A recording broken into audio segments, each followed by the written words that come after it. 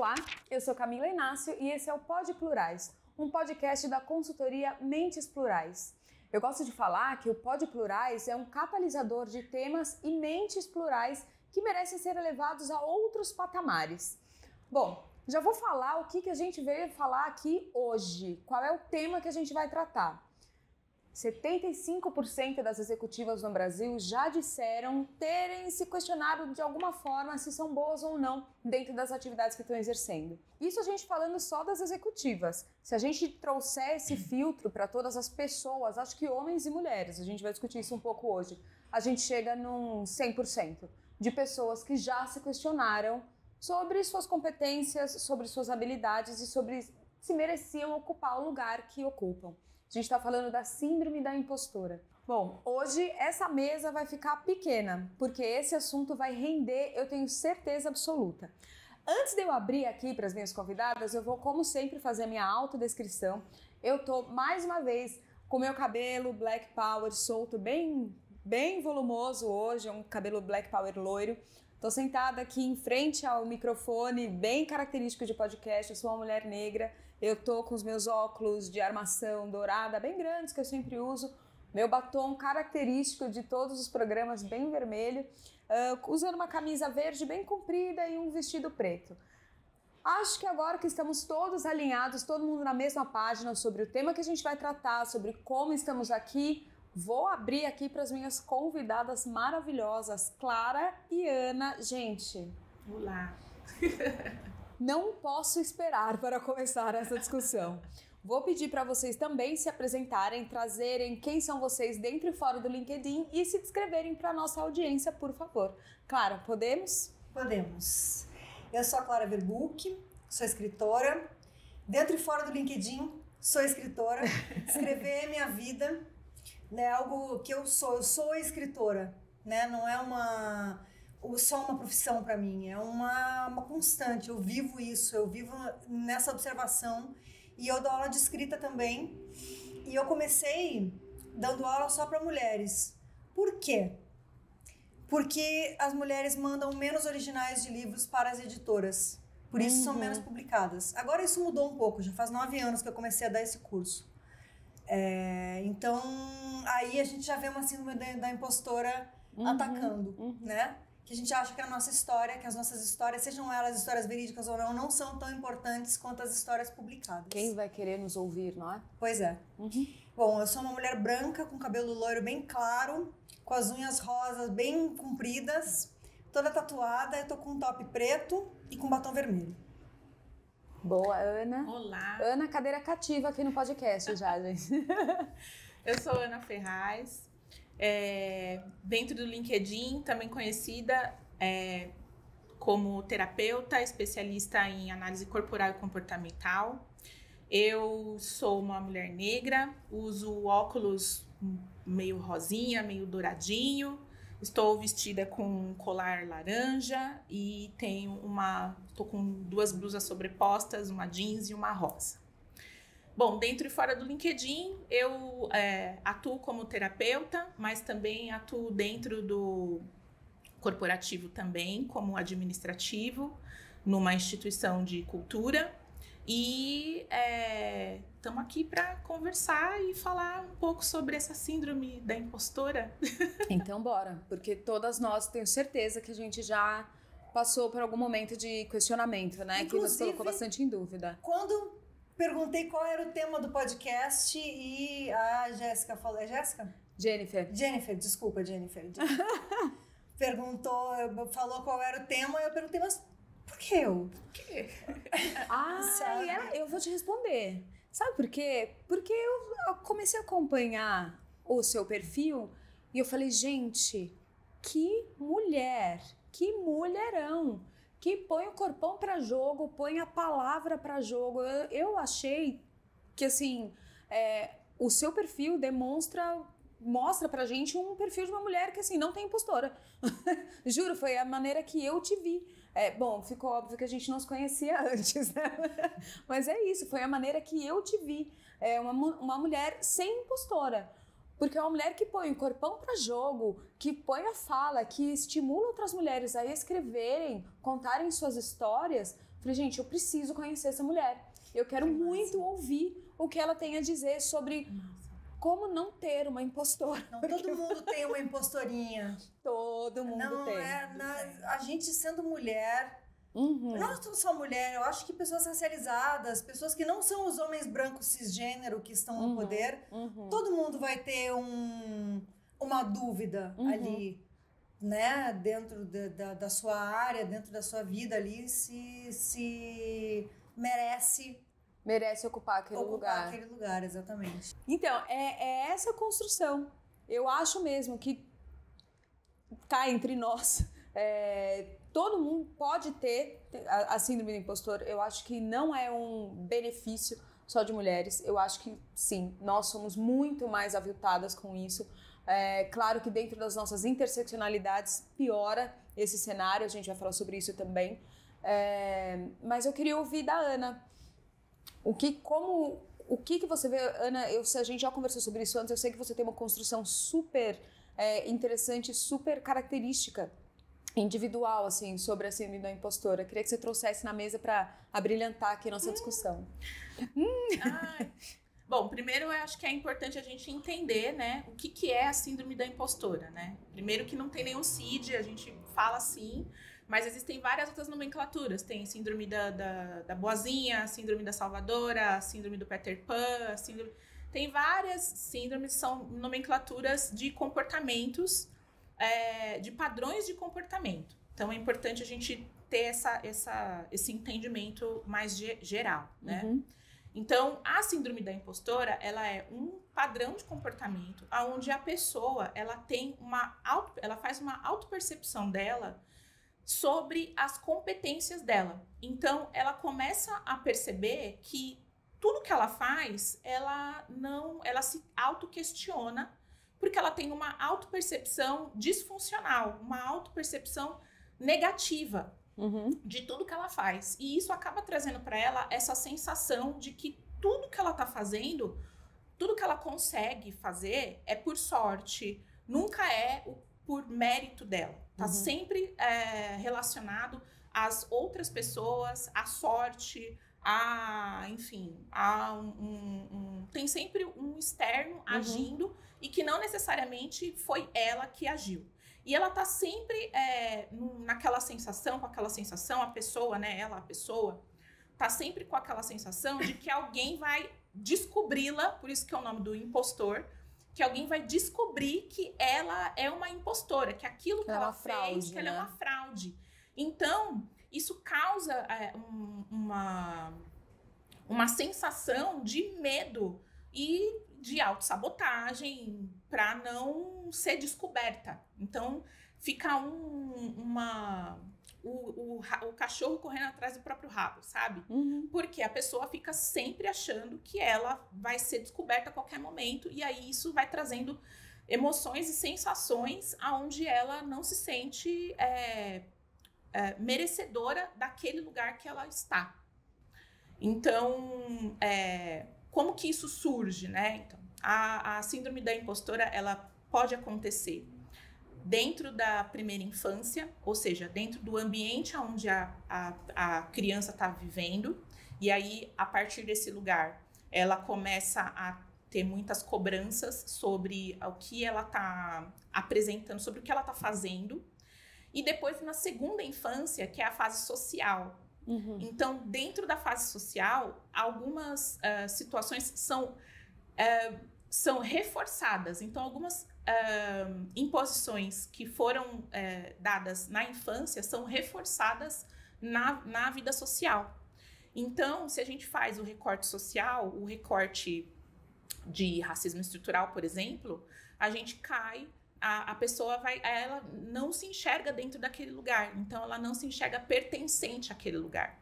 Então ela sempre vai achar que nunca merece estar em lugar nenhum. Essa do pertencimento, né? Exatamente. Que é o pertencer do povo preto, não pertence. Então, eu acredito que a síndrome da impostora, pra mim, ela existe. Ela existe porque, enfim, tem como várias outras síndromes, ela também tá lá. Mas ela também é uma construção social. Era isso que eu ia perguntar. Você acha que é uma construção? Sim. É algo que nos foi imputado ali, ó. Exatamente. Ela é uma construção social desse lugar de até onde você pode estar, ou até onde quem tem o poder quer que essa pessoa esteja. Então, olha que... Tô entendendo que você tá me dizendo que vem de duas coisas, né? Vem de dois ambientes. Vem interno aqui, o meu autoquestionamento, esse lugar não é pra mim, eu não mereço estar aqui. Essa e vem de outra pessoa. Quem é você para pensar que você pode ocupar esse lugar? Sim, porque ela vai reforçar isso.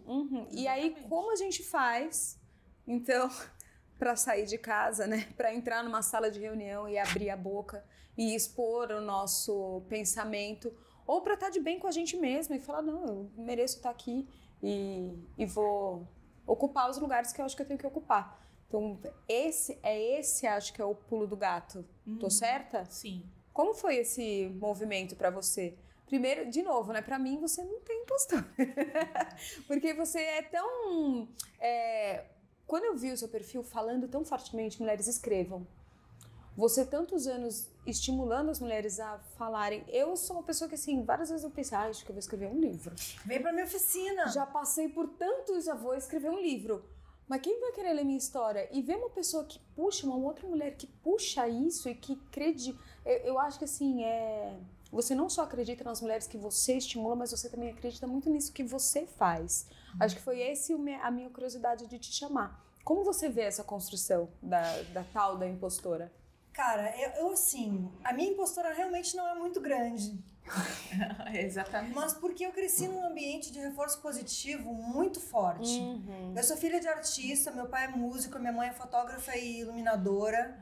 E eu cresci eu fui criada pra ser a mulher que eu sou. Que maravilhosa. Sabe? Então, a minha mãe sempre me estimulou a escrever, sempre li muito. Entre muitas coisas ruins que tem no Rio Grande do Sul, que eu sou de lá, uma das coisas boas é a Feira do Livro de Porto Alegre, que tem livros com 90% de desconto, que a gente consegue, né, ter um acesso maior ali à literatura, porque a gente sabe que livro é caro, que não é qualquer um que pode comprar livro, que, né, é uma arte elitizada. Sim. Né? Sim. A literatura, infelizmente. Mas isso não quer dizer que a gente não possa contar a nossa história, porque a nossa história passa pela oralidade também. Ela não é só escrita, né? Ela é uma história contada. Eu acredito que todo mundo possa escrever. Eu não acho que é um dom divino ou algo assim. Eu acho que todo mundo tem uma história para contar, toda mulher tem uma história para contar, toda mulher foi silenciada em algum momento, toda mulher passa por isso, toda mulher carrega essa dor, né? Algumas mais que outras por contextos diversos. Então, o que eu tenho como um objetivo de vida é que as mulheres e as meninas também, desde jovens, tenham essa segurança para contar a sua história e saber que a sua história importa. Porque o que falam para as meninas ainda hoje é menos. E mesmo nessa onda de empoderamento, que a gente sabe que foi apropriada pelo capitalismo e tudo que é apropriado pelo capitalismo é esvaziado, né? Então, essa essência da nossa história acaba se perdendo em muitas imagens que são, às vezes, estereotipadas, né? Exatamente. Eu tô ouvindo você falar, Clara, eu tô pensando uma coisa que acho que quase todos os episódios esse pensamento habitou minha cabeça. Que, assim, a chave de muitas das coisas que a gente discute aqui é a educação. A chave de muitas dessas coisas é o estímulo na primeira infância, na segunda infância.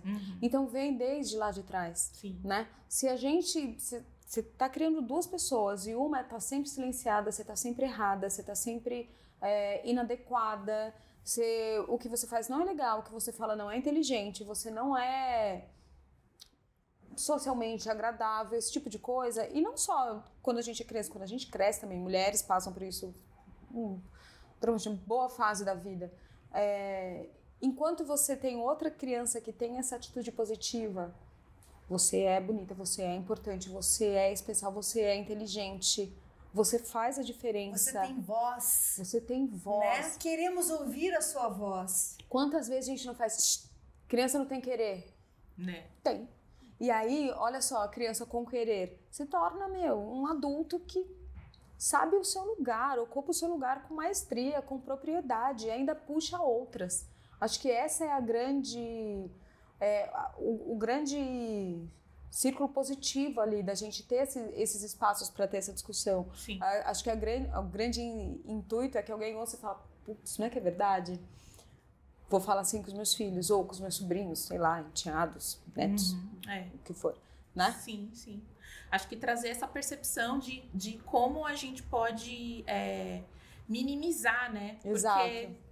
Porque nós, enquanto adultos, a gente tem os nossos traumas e a gente vai acabar trazendo isso, eu falo como mãe, a gente vai acabar de alguma maneira reverberando os nossos traumas para os nossos filhos de alguma maneira. Sim. Mas como que a gente faz para minimizar isso? Então, como que a gente se autoconhecendo, como que a gente vai passar, não transmitir isso para os nossos filhos, para que eles não tenham essa percepção negativa em relação a eles? Ana, vou te contar. Eu sou mãe de 2 meninas, bom, vocês sabem. No meu Instagram tem lá, Ancestral de um Futuro Diferente. Porque eu carrego comigo esse grande objetivo, assim, é um grande ideal para mim. Eu quebrar o ciclo. Sim. Eu tenho um irmão mais velho, meu irmão não tem filhos. Só eu. Então, do nosso lado da família, minhas filhas são as únicas netas. Eu carrego comigo a grande responsabilidade que ninguém me pediu, fui eu que puxei para mim, de quebrar uma série de ciclos, assim, que eu julgo que já deviam ter sido quebrados há muito tempo na minha família. Então, acho que isso, quando você fala, é muito importante. Então, ter, assim, muitas vezes eu tô replicando ali a educação que eu tive e falo, opa, não, para, volta, e não é bem assim. E aí, hoje, eu vejo, assim, minha filha, uma com 11, outra com 18, me dão essa resposta, eu vejo vivo nas duas, assim, uma resposta orgânica dessa educação, assim, delas voltarem, delas trazerem conversas que eu jamais pensei que eu teria com a minha mãe. Sim. Esse tipo de coisa, sabe? Então, acho que isso é tão frutífero para a próxima geração, né? Sim. Eu acho incrível, acho que é uma chave. Eu vejo, assim, que a gente tem uma geração de crianças vindo com muito mais consciência de quem elas são, de consciência de lugar, de que elas podem estar em todos os lugares. Acho que ainda falta bastante coisa ainda pra gente caminhar, mas só o fato delas saberem que elas podem estar em qualquer lugar já elimina uns 70% aí da síndrome da impostora. Ela não vai ficar tão grande, entendeu? Sim. Ela vai ficar menor. Já minimiza, porque ela vai ter argumentos de autopercepção dela positivos. Porque o mindset é isso, né? O mindset é como você se lê positivamente. Então, como você alimenta a sua mente de forma positiva, né? A gente vai chegar lá, porque acho que parte disso daí é como a gente vai, assim, hábitos positivos pra gente mitigar a tal da impostora, né? A gente vai chegar lá. Tá bom. Antes da gente chegar no assunto de mitigar, eu quero ouvir da Clara. Clara, como você recebe essas mulheres nas oficinas de escrita e como você vê elas se desenvolvendo nessa construção de que, puxa, esse é um lugar. Eu pelo menos tenho a sensação de quando a gente começa a escrever, ainda mais quando a gente está falando uma história nossa, né? A gente não está só criando um romance, a gente enfim, alcança algumas coisas e faz ali quase uma autoterapia, né? E aí a gente começa a se transformar. Como você vê? O que te levou a trazer essa oficina? Como que você trabalha com essas mulheres? Me conta um pouco mais. Bom, quando eu comecei na literatura, eu comecei a publicar com 16 anos, na verdade. Que demais. Mas o meu primeiro livro eu publiquei quando eu tinha 22. E eu comecei a ir para as feiras literárias. E era eu e um monte de velho, branco. E eu já tinha essa inquietação de não querer ser a única ali, sabe? Porque às vezes tem... construções diversas, tem algumas mulheres que se sentem especiais nesse lugar único. Como se fosse um privilégio. Mas é um banquinho que o patriarcado te coloca ali. Sim. É uma vitrine. Lugar, é uma vitrine. É a vitrine patriarcal. É um cercadinho. Sim. Né? E eu queria... Cadê as outras? Não é possível, elas existem. Elas estão em algum lugar e elas estavam. Estavam escrevendo e engavetando suas coisas. E é engraçado que eu escuto assim... Oi, tudo bom? Você escreve? Não escrevo. Eu só escrevi um livro que eu nunca mostrei pra ninguém. Então, você escreve. Você escreve. É verdade. Você escreve? Não. Eu escrevo diários desde que eu era adolescente, mas eu não escrevo. Então, você escreve. Porque elas têm uma percepção da escrita como se fosse uma coisa de um lugar que não pertence a elas. Olha quantos diários de homens não são publicados e glorificados, e homens que usam a vida como matéria-prima. Eles podem. A gente é diminuída por isso. Então, uma das minhas bandeiras é usar a vida como matéria-prima mesmo. Eu acho que a gente a gente pode, a gente deve. Nossa, sabe? Demais isso. Usar a vida como matéria-prima. Bonito. Adorei. Né? Adorei isso. E as mulheres passam por essa transformação. Você vê a diferença delas. Eu vejo uma diferença imensa, assim. Uma catarse, assim. Eu antes dava aula só para mulheres, né? Aí na pandemia eu abri, mas são sempre poucos homens que aparecem, porque é pelo meu perfil mesmo, né? O cara olha pra mim e fala, eu não vou com essa mulher aí, não. Eu acho que não. É exatamente o oposto pra mim. Eu falo, nossa, eu quero aprender. Então, justamente, as mulheres que ficam mais atraídas. Que são empoderadas. Por essa oficina. Então, eu sinto uma abertura de mente, de percepção de si mesma, sabe? Muito grande, assim. Eu vejo nos primeiros exercícios uma timidez maior, uma coisa assim. Aí tem os exercícios, porque eu trabalho muito com sentimentos mesmo, inclusive raiva, rancor. Eu acho que são coisas que a gente precisa externar de alguma forma. E a ficção ali, ou a autoficção, que seja, é uma boa forma de externar isso. Né? Sim. Você escrever ali e elaborar isso. Eu vejo que elas vão se abrindo e vão escrevendo cada vez mais. Aí, gente, às vezes tem choradeira, às vezes todo mundo chora porque uma pessoa lê um texto muito emocionante. Então cria-se um vínculo, a cada turma cria-se um vínculo.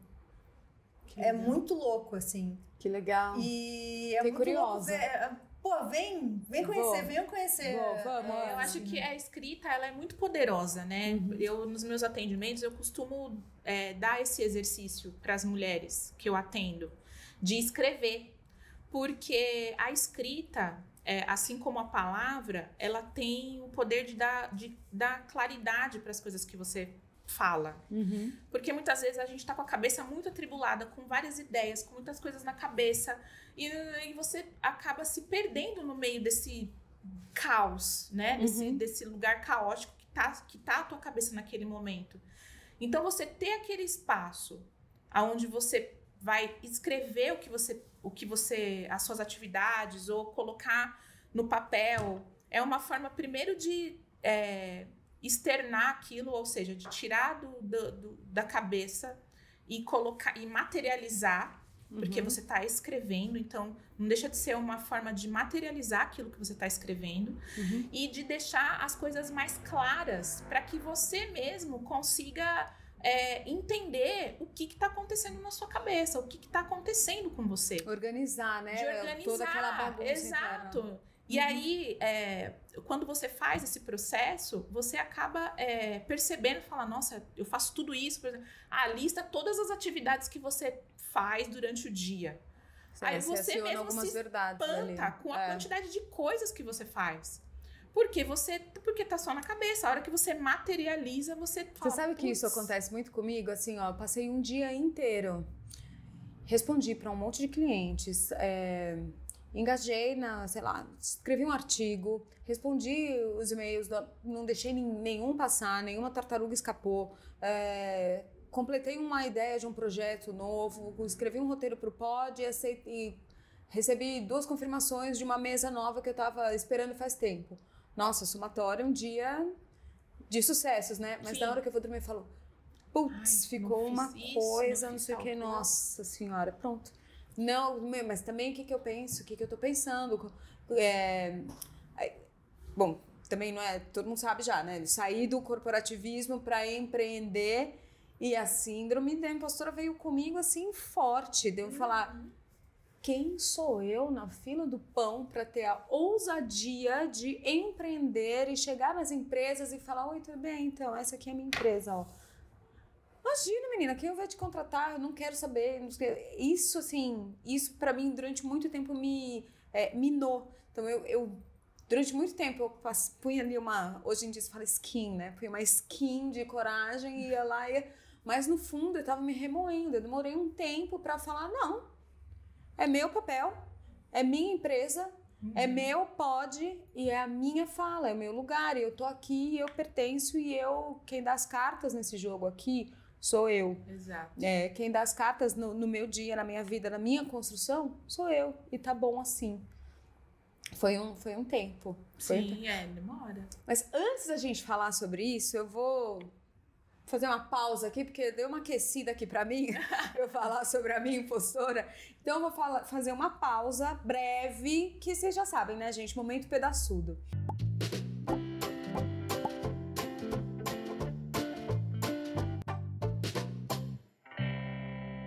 Bom, momento pedaçudo, meninas, vou explicar pra vocês. Ben & Jerry's está aqui no estúdio junto com a gente, já tem um tempinho, trazendo um monte de sabor, ativismo, euforia, porque a Ben & Jerry's é essa marca muito comprometida com equidade, diversidade e inclusão, que tem tudo a ver com o Pod Plurais.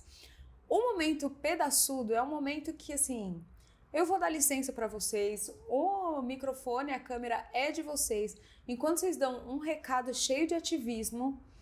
Quando vocês dão a letra ali, eu vou me refrescar aqui um pouquinho, porque esse sabor eu não vou deixar ficar aqui derretendo. Eu vou aqui aproveitar o meu sorvete enquanto vocês usam a câmera ali para dar um recado que vocês têm que dar. Vamos lá. Por favor. Bom, o meu recado para você é: autocuidado também passa por autoquestionamento. Então, cuidado com as suas projeções, cuidado com o que você pensa sobre você. Sempre se questione, porque nem tudo o que a sua mente fala sobre você é verdade. Não existe verdade absoluta. Se questione o tempo todo. Autocuidado é se questionar. Arrasou. Demais. Vamos lá. Sua história importa. Escreva, fale, pense sobre ela, não se diminua. É isso. E escreva. Escreva. Escreve no papel, escreve no telefone, escreve no computador, escreve escondido que seja, mas escreve. Boa. Nossa, tô aqui, gente. Eu falei que eu ia aqui ficar me deliciando. É isso, gente. Vocês tocaram. Acho que esse momento serviu pra gente fazer a ponte aqui na nossa conversa entre como a gente se encontra dentro desse assunto, como a gente vive esse assunto dentro dos nossos ambientes de trabalho, as nossas percepções individuais sobre ele. E acho que agora tá na hora da gente puxar um pouco, não é pôr panos quentes, né? Mas é arrefecer um pouco e falar sobre, gente, tem cura? Não é CID, mas tem... mas tem cura?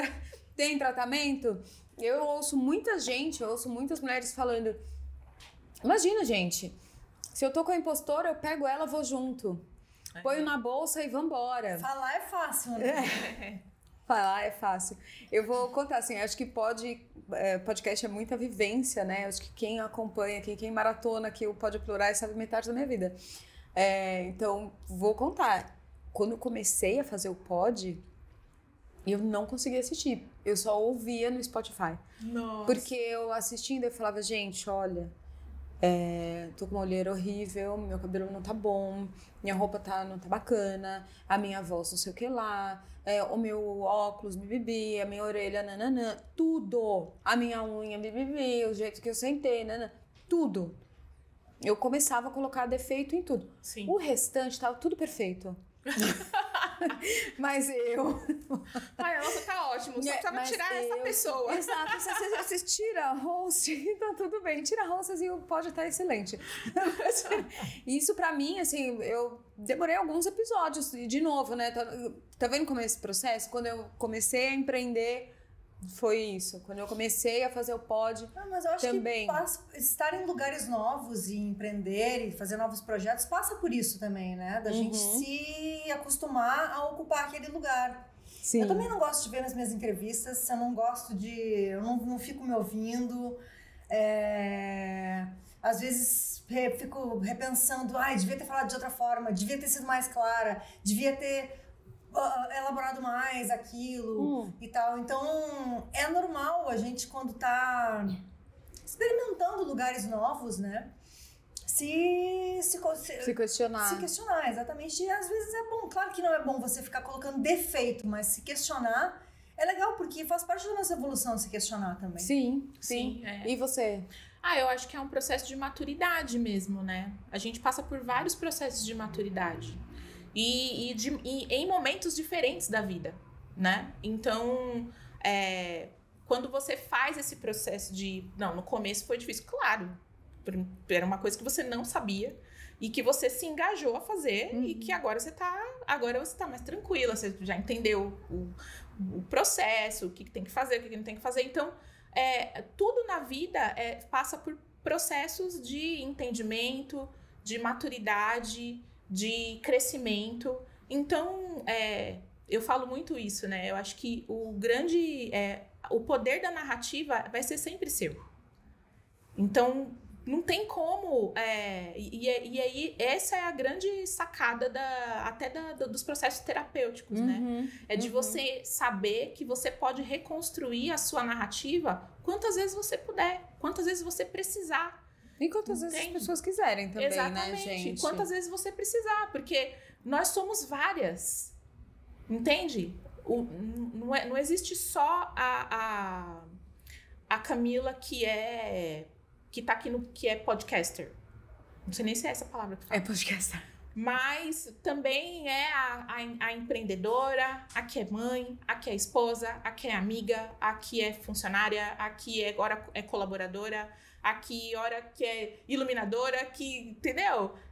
Você é várias, então como que a gente faz para integrar todos esses papéis? Eu acho que não é nem a palavra, não é nem equilíbrio, é integrar. Como que a gente faz para integrar todos esses papéis e continuar caminhando, né? Porque a vida é esse processo de caminhar, então quantas vezes a gente precisar reconstruir essas nossas narrativas, a gente vai, porque não existe uma definição única sobre o que você é. Então, acho que essa é o pulo do gato, sabe? Acho que isso é muito importante, né?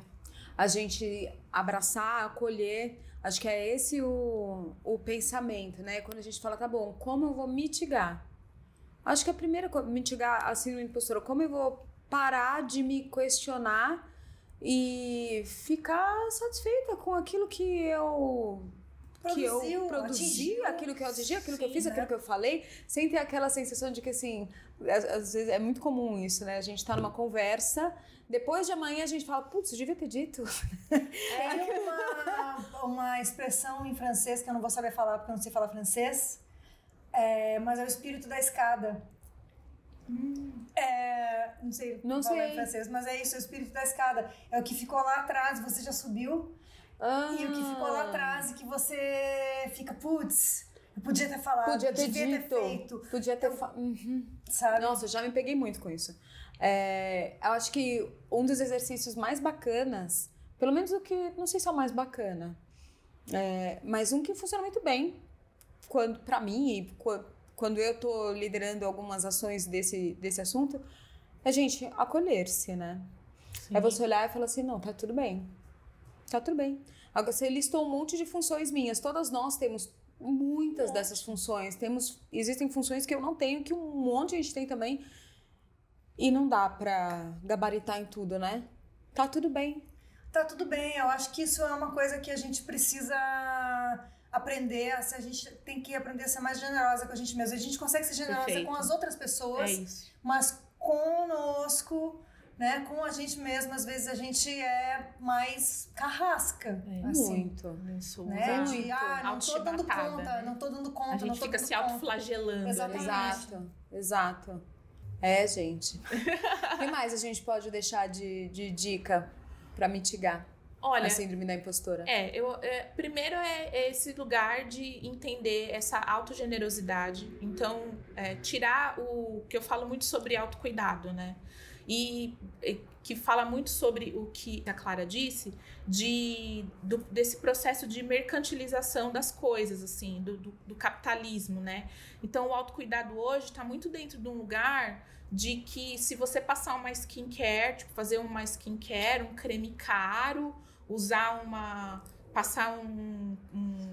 sais no banho, você vai ser uma outra pessoa. Eu adoro cremes caros, eu adoro tomar um banho com sais, eu acho maravilhoso. Mas não é isso que vai fazer com que eu tenha autoestima, ou o autocuidado. Ele é muito mais profundo, né? Por que a gente não pergunta para essa mulher que tá querendo passar creme na cara para parecer mais jovem, do porquê que ela precisa fazer isso? Por que ela tem tanta vergonha do que ela... dos sinais do rosto que trazem essa maturidade, todo esse processo de vida que ela passou e que ela quer mitigar, que ela quer tirar. Essa pergunta Entende? É capciosa. Porque é mais profundo mesmo, entende? Porque a gente você olha, gente, quantas, sei lá, agora e-commerce, né? Você vê, a foto da modelo maravilhosa com a roupa, não sei o quê. Você não compra a roupa, você compra aquela imagem. Exato. Você compra o ideal, você compra aquele padrão. Você compra são ideais de felicidade, até de normalidade que nos vendem às vezes. Exato. E olha como são as coisas, porque aí você põe aquela roupa e você não tá igual à foto. Exato. Aí você fala... sou eu. Não, e aí é um processo que se retroalimenta, né? Exatamente. Por isso que a gente precisa observar. O autocuidado, ele tá nesse lugar de como que eu faço para me acolher e entender que eu não vou dar conta de tudo, que vai ter coisa que vai passar mesmo, e que é isso, e que vai ter hora que você vai falhar. Eu tenho uma amiga que fala, gente... Tá tudo bem. Tá tudo que bem. você vai falhar. Que todo mundo falha, faz parte da vida, né? Vai ter hora que você vai falhar mesmo. O problema, assim... Mas se você não falhar, aí eu fico preocupada. Porque ninguém é... Não existe. Sim, exatamente. Eu acho... Tem uma coisa muito legal, que é a fraqueza, ela nos vulnerabiliza. Sim. Então, esse processo de entender que vai ter momentos de fracasso e isso vai vulnerabilizar a gente, vai trazer esse olhar de bondade, de generosidade com a gente mesmo. Dentro desse lugar, fazendo novamente um outro recorte, a gente é programado, eu enquanto mulher preta, eu fui programada para esse lugar de que eu não posso errar e que eu não posso falhar e que eu tenho que dar certo. Que errar não é uma opção, né? E eu sei que tem outras mulheres que também têm esse mesmo raciocínio, têm essa mesma, pensam nessa mesma linha. Sim. De não poder errar, de não poder falhar, porque a gente vem desse lugar sistemático, estrutural, que impede a gente de chegar nesses lugares, de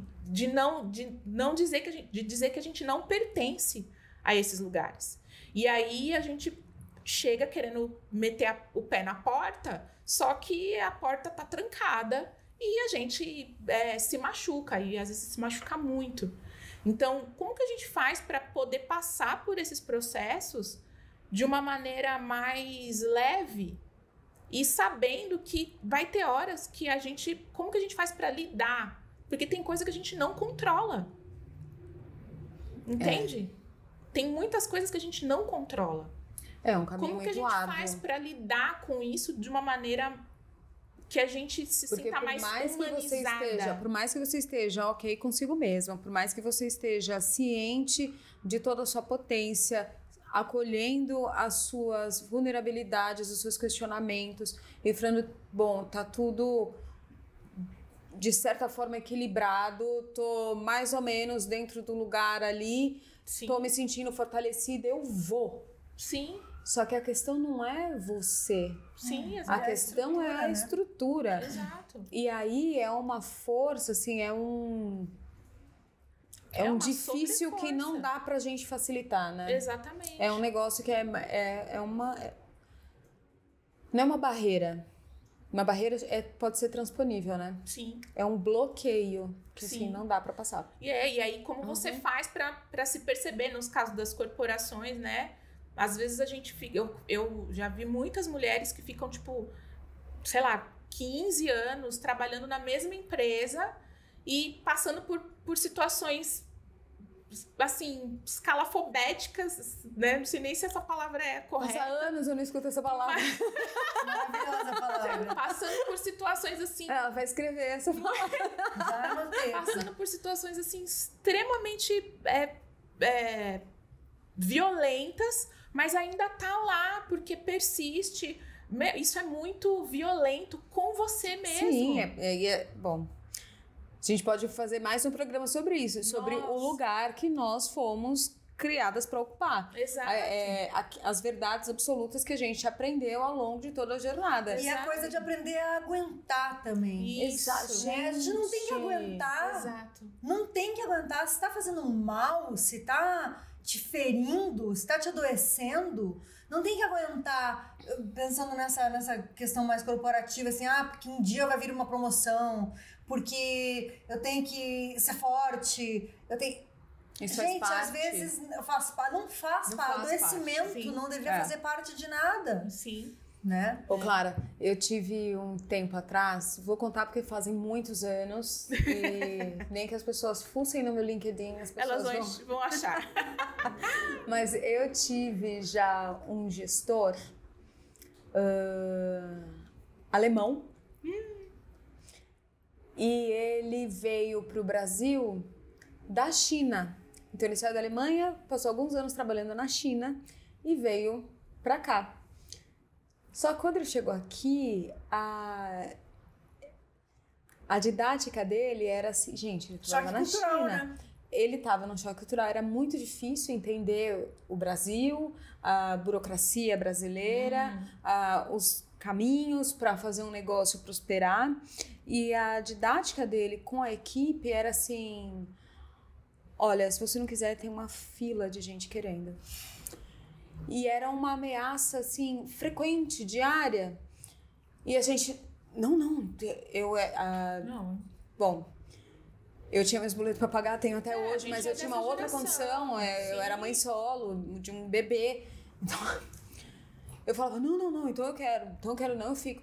E a gente fica exatamente nesse cenário. Sim, mas é exatamente essa leitura que a gente precisa aprender a fazer, de entender que o quão violento aquele ambiente está se tornando para você e como que você vai criar ferramentas e estratégias para você sair daquele ambiente e não permanecer nele. Demora, né? E às vezes isso demora. Mas quanto mais você se conhece, quanto mais autoconhecimento você tem sobre os seus limites e entendimento sobre o seu comportamento, sobre o que funciona para você, o que não funciona. Às vezes a gente fala assim, é muito fácil, você tá falando isso, mas eu quero ver tá na minha pele. Gente, eu já passei por vários processos, eu sei o que é trabalhar num lugar onde a gente passa por situações de racismo escancarado, né, estrutural, escancarado, e a gente não poder falar nada. Porque a nossa voz não vai ser ouvida e talvez aquele lugar não tem interesse nenhum em fazer essa leitura sobre diversidade. Tá cheio de lugar que ainda não tem essa leitura de diversidade. Sim, é um caminho ainda. Né? Isso é um caminho. Ou tem carrega isso, mas pra dentro da empresa não leva. Sim, né? Isso é uma crítica que eu vejo muito sendo feita, que patrocina, vai a parada, mas as políticas internas da empresa não condizem com isso. Mais uma vez o capitalismo fagocitando causas e esvaziando causas. Sim, exatamente. Né? Porque se a mudança não começa internamente ali, não adianta querer vender salgadinho assim. Adorei essa. Mas é isso mesmo, a gente chama de diversity washing, né? Que é que você fala muito, você ergue as bandeiras, mas você não absorve, não traz isso para um pilar, uma estrutura concreta dos negócios.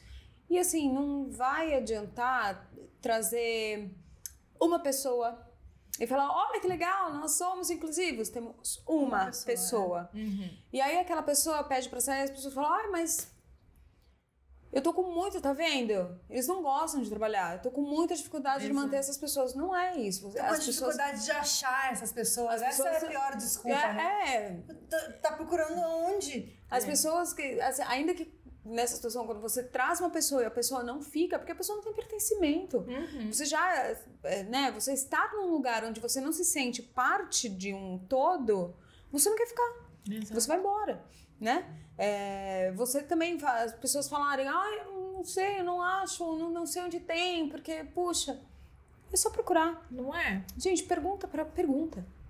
Publica ali, rapidinho. Sim. Hoje em dia a gente tem rede social pra tudo. Exato. Né? Publica rapidinho. Você acha? É interesse. É por interesse, é desculpinha. Gente, e aí, falando em rede social, eu quero fazer mais uma pergunta. Como vocês acham que as redes sociais hoje, a gente falou de e-commerce, a gente falou de comprar e buscar ser aquela pessoa, viver a imagem, né, que a gente vê. Consome. Mas como vocês veem conteúdo de rede afetando a impostora, né, alimentando a impostora de tantas mulheres? A gente sabe que tem essa pesquisa, né, acho que é da Dove, que diz... não tenho certeza da porcentagem, mas acho que é 70%, 60 e poucos por cento de adolescentes entre 13 e 19 anos que tem a saúde mental afetada. Distúrbio de imagem. Por conta de distúrbio de imagem, por conta das redes sociais. Como vocês veem isso? A gente tem uma quantidade de redes sociais absurda e uma quantidade de informação também absurda. E isso faz com que as pessoas elas acabem tendo uma visão deturpada sobre elas mesmas. Sim. E a quantidade e a velocidade de como essas informações chegam para essas pessoas, principalmente para essas meninas dessa idade, acaba chegando nesse lugar de comparativo, né? E a comparação também faz parte dessa síndrome da impostora. Então, a gente precisa ficar atento sobre o que as pessoas o que ela está consumindo e como isso tem reverberado no comportamento delas. Não tem como você simplesmente deixar rolar. A gente tem que ficar observando sempre, porque vai sempre, no final das contas, vai reverberar em como ela está se comportando. Porque ela vai sempre usar uma referência de uma coisa que ela não... de uma coisa que ela não é. Então, é aquela coisa da autoimagem, né? De como ela se vê e como ela gostaria de ser. Tá, mas por que você quer ser essa pessoa? O que ela tem que te atrai tanto e que você não quer ser você quer ser ela? Sabe? E aí, acho que o pior é quando você chega nesse lugar... Quando chega, né? Chega nesse lugar e fala, putz, mas... não era isso. Não era isso que eu imaginava, né? Porque é tudo uma ilusão, né? É o tal do desejo mimético, de mimetizar esse desejo de ser aquilo, né, que ninguém é. Nem quem parece ser. Exato. Nossa, é verdade. É verdade. Sabe um exercício que eu fiz? Bom, eu vou fazer 45 anos, né? Quando eu fiz 40, eu falei, gente, chega. O erro não está em mim.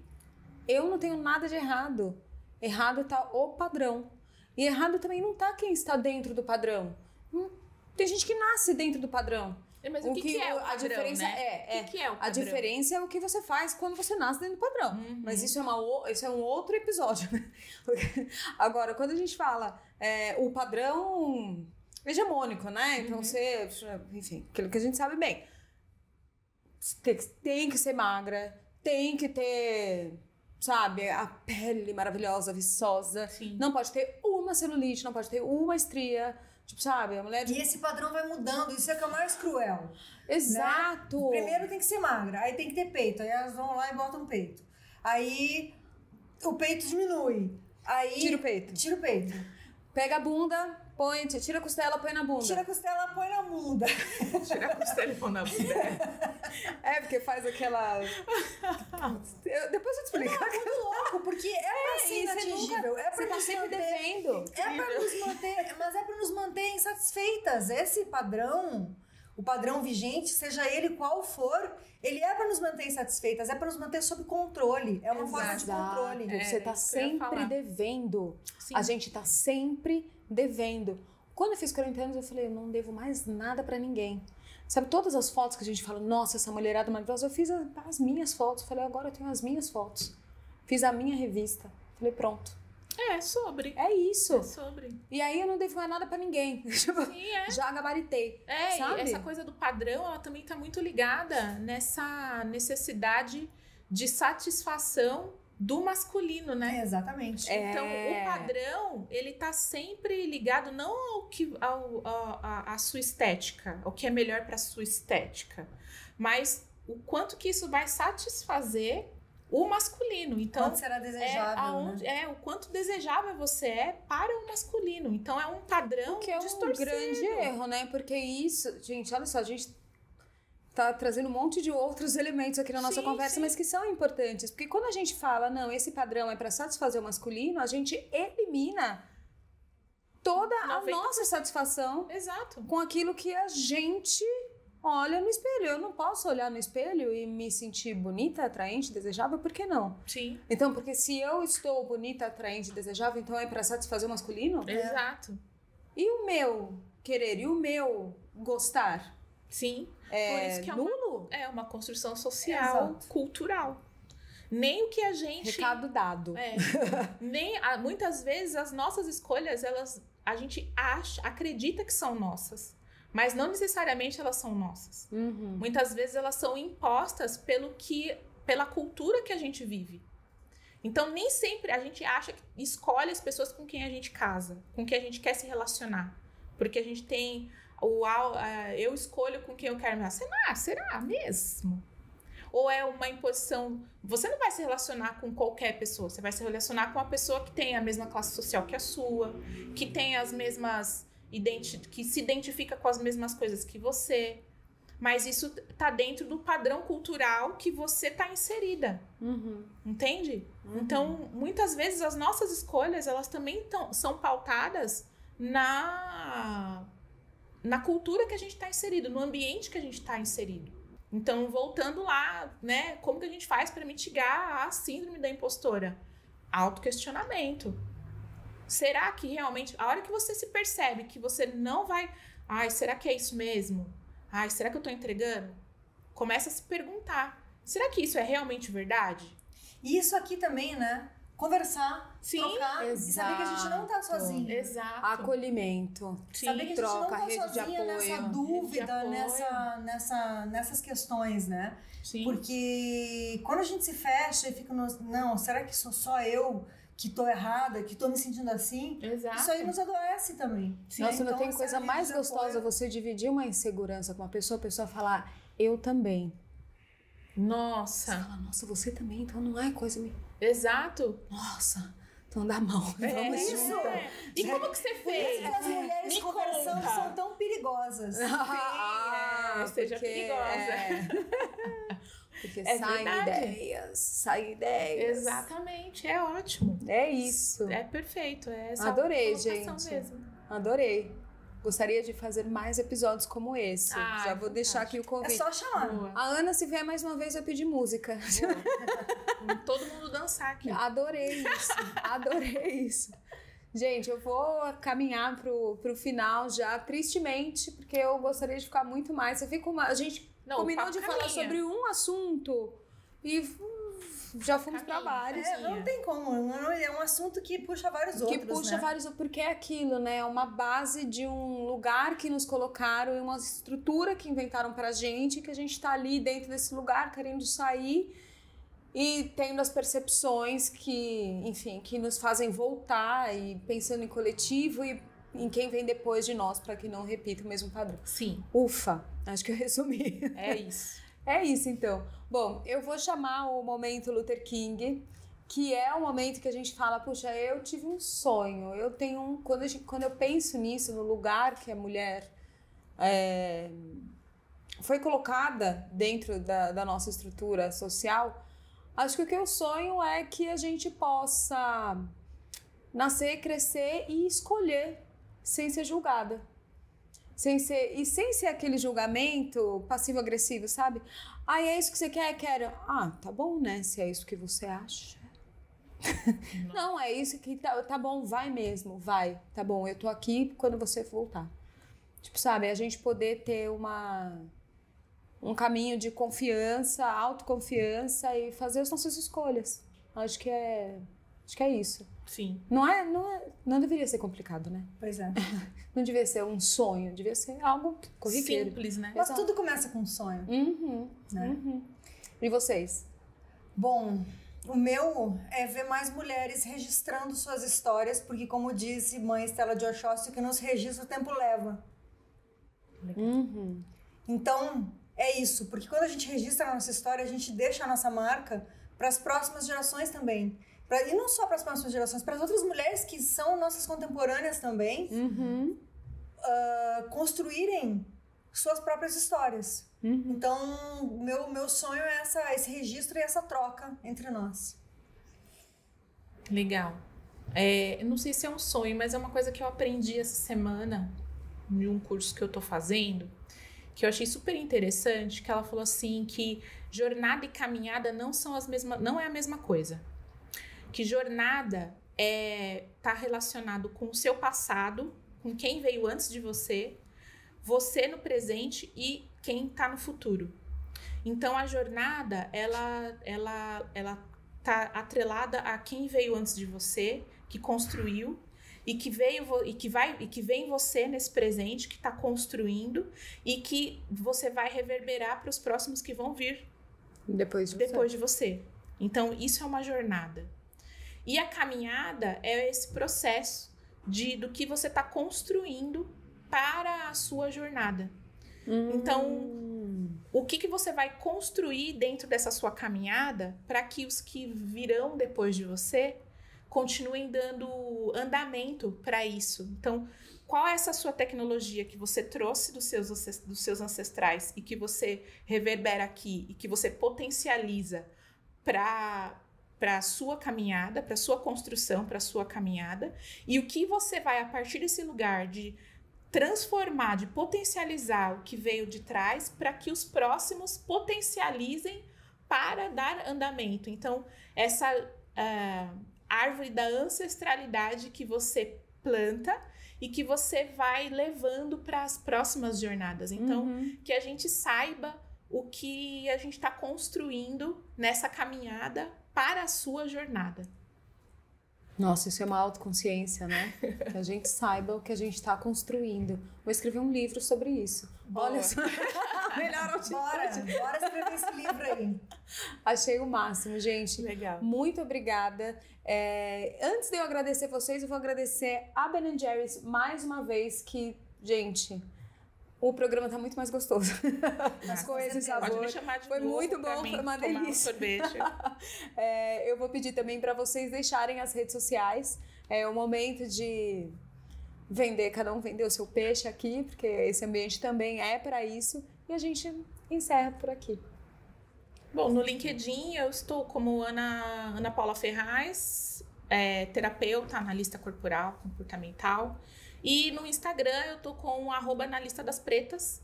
E aí, vai lá, tem um monte de conteúdo falando sobre escolhas, decisões, processos, autoconhecimento.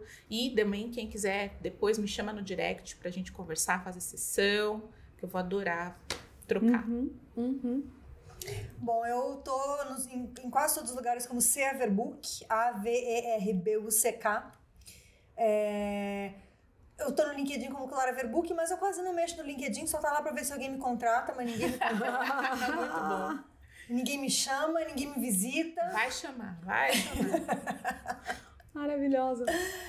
Eu tenho usado mais o Instagram, o Twitter tá muito bagunçado. No Twitter eu sou Clara Verbuck.